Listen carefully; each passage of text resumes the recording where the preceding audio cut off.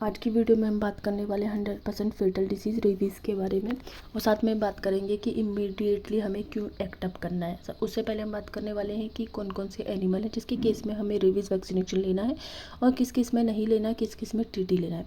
तो सबसे पहले हम डिवीज़न के बारे में बात करें तो यहाँ पे है डॉग बाइट हो गया, कैट बाइट हो गया, मंकी बाइट हो गया, काऊ बाइट हो गया, कुछ वाइल्ड एनिमल भी हैं साथ में जिसके लिए हमें जाना है रेबीज़ वैक्सीनेशन के लिए। जैसे बैट हो गया, वाइल्ड रेट जो जंगलों में रेट मिलता है उसके लिए हमें वैक्सीनेशन के लिए जाना है। साथ में जैकाल हो गए, मोंगीज़ हो गया, बुल्फ हो गया, फॉक्स हो गया, इन सभी के केस में हमें रेबीज़ वैक्सीनेशन के लिए जाना है क्योंकि 100% फेटल हो जाता है। तो प्रिवेंटिव हम अपना प्रिवेंशन लेके चलें वो इम्पोर्टेंट है। किस केस में हमें नहीं लेना है वो है रेट्स हो गए, माइस, स्क्वायर, रेबिट्स। इसके केस में हमें वैक्सीनेशन की ज़रूरत नहीं है लेकिन हम अपनी सेफ्टी के लिए टीटी ले सकते हैं।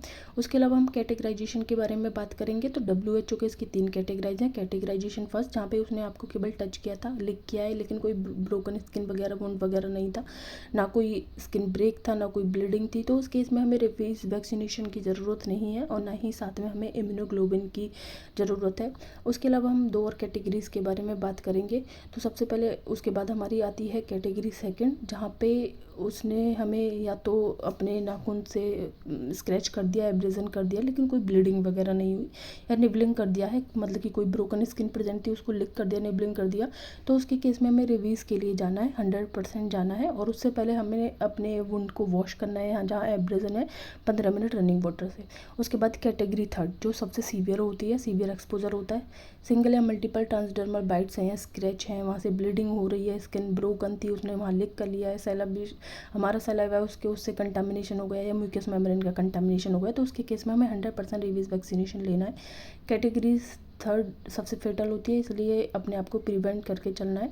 अगर आपको ऐसा कभी हो जाता है तो सबसे पहले हमें वॉश करने के बाद रेबीज़ वैक्सीनेशन के लिए जाना ही है 100%। उसके बाद हम बात करेंगे इमीडिएट फर्स्ट एड क्या लेना है। तो उसमें हमें 15 मिनट तक रनिंग वाटर से अपने आप को वॉश करना है, उस वुंड साइड को वॉश करना है एक्चुअली, और साथ में फिर सोप वाटर से भी करेंगे जिससे कि उसका लिपिड का जो कैप्सूल है वो डिसॉल्व हो जाए और वहाँ से वो रेबीज़ के जो भी है वायरस वो वहाँ से हट जाएं जिससे कि हमें रेबीज़ ना हो। वहाँ पे टर्मरिक चिली वगैरह कुछ नहीं अप्लाई करना है। उसके बाद एंटीसेप्टिक क्रीम वगैरह यही सब हमें अप्लाई करना है और उसको भी लगाने से पहले एक बार हमें अपने डॉक्टर को, कंसल्टेंट को वुंड का साइज़ किस तरीके का था ये सब दिखा देना है जिससे कि और ज़्यादा इजीली वो कैटेगराइजेशन कर पाएँ। उसके बाद हम बात करेंगे प्रिवेंशन में क्या लेना है। प्रिवेंशन में हमारा वैक्सीनेशन ही शेड्यूल है, उससे पहले हमें एक टीटी का भी लेना होता है। आइदर कैटेगरी सेकंड हो और कैटेगरी थर्ड हो, टीटी के लिए हमें 0.5 ml इंट्रामस्कुलर दोनों ही केस में जाना है। कैटेगरी फर्स्ट और थर्ड, सॉरी कैटेगरी सेकंड और थर्ड दोनों के केस में जाना है। उसके बाद हम बात करेंगे कि रेबीज़ वैक्सीनेशन कितने तरह की अवेलेबल है, उसका शेड्यूल क्या है। तो इंडिया में 2 तरह की रेबीज़ वैक्सीनेशन अवेलेबल है, एक जो इंट्रामस्कुलर जाती है, दूसरा जो इंटरडर्मल जाती है। जो इंट्रामस्कुलर जाती है उसका शेड्यूल है 03728 जो कि 1 ml हम लगाते हैं, डेल्टा रीजन पे बेसिकली लगता है। और दूसरी जो हमारी जाती है वो इंटरडर्मल है, 0.1 ml होता है, एक बार में 2 उसके एम्प्यूल्स जाते हैं, क्योंकि एम्प्यूल नहीं मतलब कि 2 डोज जाते हैं, 0.1 ml 0.1 ml, क्योंकि इसकी स्ट्रेंथ बहुत कम है। इसका भी सेम शेड्यूल होता है 03728, तो इसको हमें फॉलो करना होता है। और साथ में इसके साथ साथ हमें RIG भी लेना होता है। RIG का हम कैसे लेते हैं, सबसे पहले जो वुंड साइड थे वहाँ पे इन्फिल्ट्रेट कराते हैं उसका, और जिस जगह पे हमें रेबीज़ की वैक्सीनेशन लगी है उसके दूसरे वाले हाथ पे हमें एज यूजली RIG का डोज लेना होता है, क्योंकि अगर एक में ले लेंगे तो दोनों एक दूसरे को न्यूट्रलाइज कर लेंगे, दोनों का कोई भी इफेक्ट नहीं आएगा, इसलिए दोनों अलग अलग उस पर लेने होते हैं हमें। और RIG का जो अमाउंट है या फिर हम कह सकते हैं कि कितना उसमें लेना होता है तो वो अलग अलग है। एक आता है जो